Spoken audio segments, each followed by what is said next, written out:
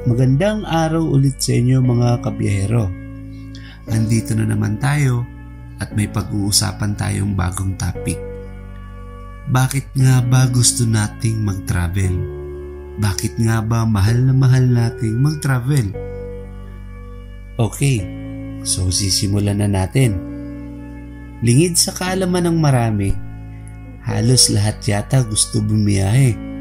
Mapabisikleta, motor, o anumang sasakyan na pwedeng magamit para lamang makabiyahe.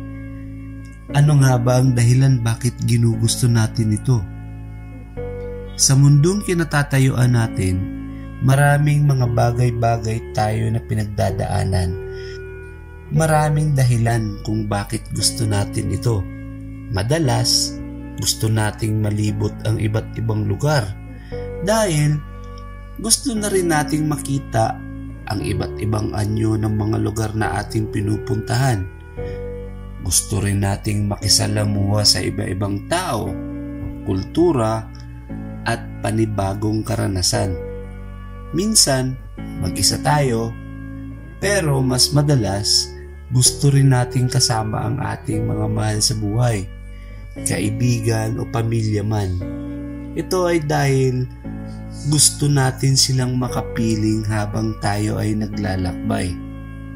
Minsan, madalas din itong ginagawa upang makalimot pansamantala sa problema, pagod, at kung ano pang hindi magandang pakiramdam na ating nararanasan araw-araw. Ito rin ang dahilan kung bakit gusto nating bumiyahe, gusto nating mamasyal, at gusto nating malibang muna. Yung tumigil ang mundo at makita natin ang ganda ng kapalibutan. Ito rin ang paraan para makitungo sa iba at kakaibang sitwasyon na ating nararanasan.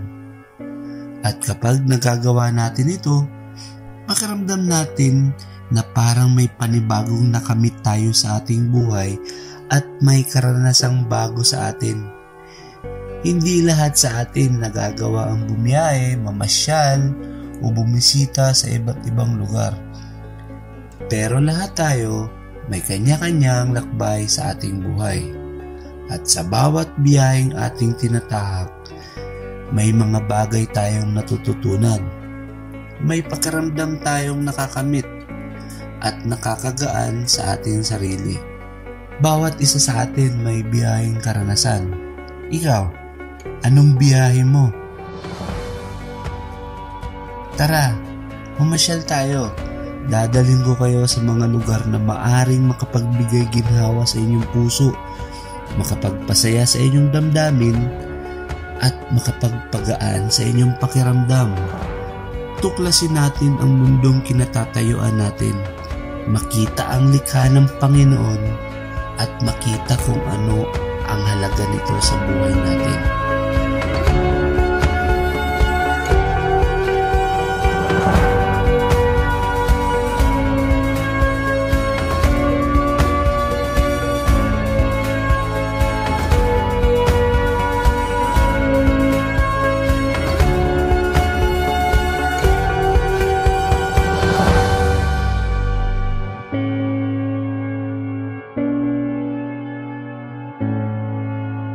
You are watching Biyahe TV, now on YouTube.